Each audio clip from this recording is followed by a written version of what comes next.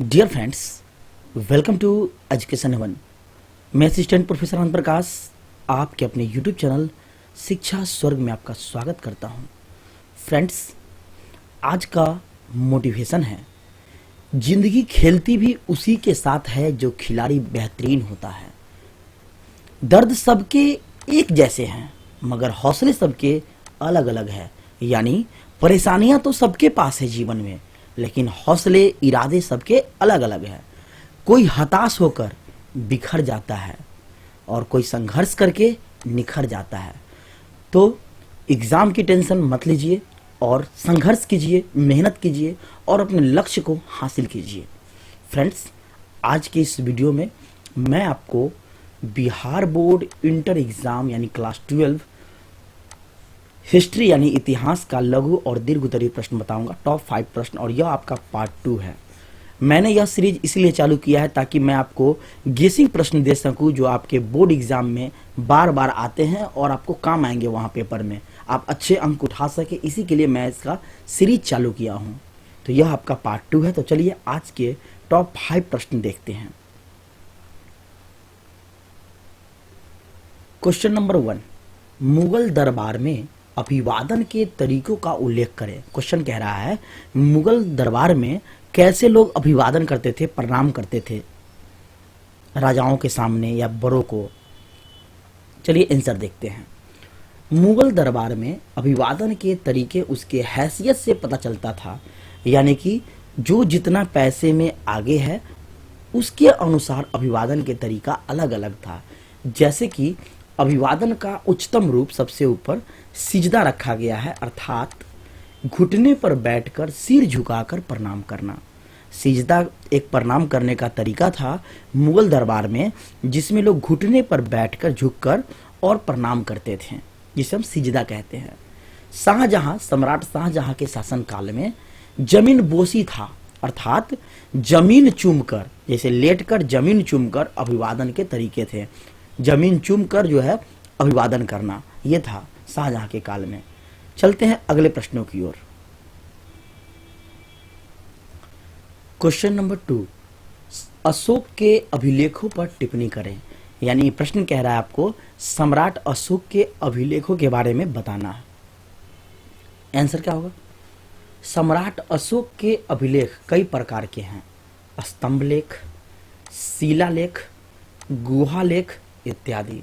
इन अभिलेखों में अशोक का नाम नहीं लिखा है। इनमें अशोक का नाम देवानाम प्रिय लिखा है, यानी कि सम्राट अशोक का जो है ये सभी स्तंभ लेख, शिलालेख, गुहा लेख, इन सभी में नाम नहीं है। उस सब में क्या लिखा हुआ नाम? देवानाम प्रिय, जिसका अर्थ होता है देवताओं का प्रिय, ईश्वरों का प्रिय या प्रियदर्शी के रूप में है। यानी कि स्तंभ लेख, शिलालेख, गुहा लेख जो भी अशोक के अभिलेख मिले हैं उनमें उनका नाम देवानाम प्रिय या फिर प्रियदर्शी देखने को मिलता है। उनके अभिलेखों की भाषा प्राकृत और पाली है। याद रखेंगे, सम्राट अशोक के काल में जो है कौन सी भाषा का प्रयोग था? प्राकृत और पाली भाषा। चलते हैं अगले प्रश्नों की ओर। क्वेश्चन नंबर 3, आयगर व्यवस्था के विषय में आप क्या जानते हैं? आंसर क्या होगा? विजयनगर राज्य ने प्रचलित स्थानीय प्रशासन में परिवर्तन कर आयगर व्यवस्था आरंभ की। प्रत्येक ग्राम को स्वतंत्र प्रशासनिक इकाई के रूप में गणित कर बांटकर प्रशासन 12 व्यक्तियों के समूह कर दिया गया और वही समूह को हम आयगर कहते हैं। ये व्यक्ति कौन होते थे? आयगर। ये व्यक्ति राजकीय अधिकारी होते थे।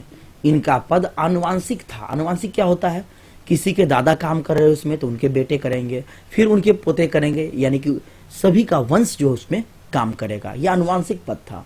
कोई मर जाएगा तो उसकी जगह उसी के वंश का कोई आएगा। वेतन के रूप में लगान और कर मुक्त भी दी जाती थी। आयगर ग्राम प्रशासन की देखभाल करते एवं शांति व्यवस्था बनाए रखते थे।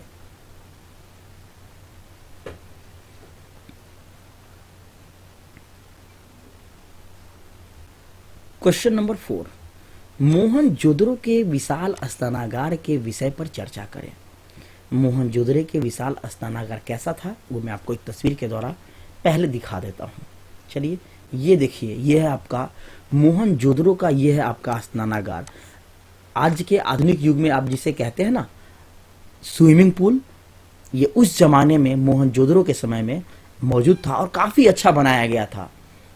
उसी का कॉपी आप समझ लीजिए कि आज का स्विमिंग पूल जो लोग रखते हैं, बनाते हैं, वो है आपका मोहनजोदड़ो का विशाल अस्तानागार जो कि काफी बड़ा था।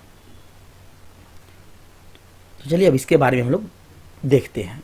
मोहनजोदड़ो में बना सार्वजनिक स्नानागार का अपना एक विशेष महत्व है। स्नानागार यानी कि स्नान करने की जगह। यह सिंधु घाटी के लोगों की कला का अद्वितीय नमूना है। बिल्कुल है, आज लोग इसको कॉपी करके स्विमिंग पूल बना रहे हैं और ये उस जमाने में प्राचीन समय की देन है, तो अद्वितीय नमूना है जिसका कोई जोड़ा ना हो। ऐसा अनुमान है कि यह स्नानागार यानी तालाब, स्नान करने की जगह, धार्मिक अवसरों पर आम जनता के नहाने में प्रयोग में लाया जाता था। धार्मिक अवसरों पर लोग ज्यादा जुटते थे तो एक ही जगह यानी इस स्नानागार में स्नान किया करते थे। यह तालाब इतना मजबूत बना हुआ है था कि हजारों वर्ष के बाद भी वह वैसे क्या वैसा ही बना हुआ था। यहां मजबूत बना हुआ था होगा। इसकी दीवारें काफी चौड़ी बनी हुई है और पक्की ईंटों और विशेष प्रकार की सीमेंटों से बनी हुई, ताकि पानी खुद बाहर ना निकल सके। अब देखिए उस जमाने में भी ईंटों का, सीमेंटों का प्रयोग किया गया होगा, तो कितना आधुनिक स्तर का वह स्नानागार मजबूत बनाया गया होगा, आप सोच सकते हैं। स्नान घर में नीचे उतरने के लिए सीढ़ियां भी बनी हुई थी। पानी निकालने के लिए नालियों का भी प्रबंध था। चलते हैं अगले प्रश्नों की ओर।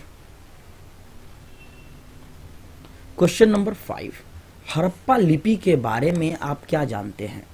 यह लिपि आज तक नहीं पढ़ी जा सकी है, पर निश्चित रूप से यह वर्णमालीय नहीं थी।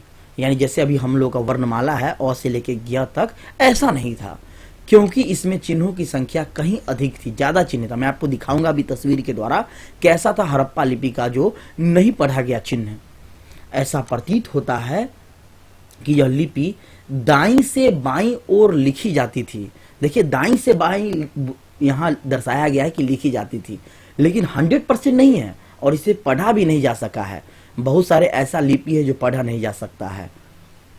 तो चलिए देखते हैं कौन सा यह लिपि है। ये देखिए, जैसे कि आज हम लोग वर्णमाला पढ़ते हैं अ आई ए आई ये सब, उस समय का ये है आपका लिपि जो कि आज तक नहीं पढ़ा गया, इसके कोई स्रोत नहीं मिले पढ़ने का।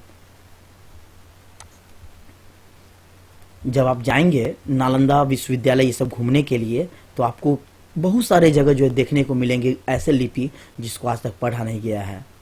तो फ्रेंड्स आज के लिए इतना ही। मैंने आपको टॉप 5 प्रश्न बताया है जो आपके क्लास 12 में काफ़ी इम्पोर्टेंट प्रश्न हैं और आपके एग्ज़ाम में आने की संभावना बहुत है।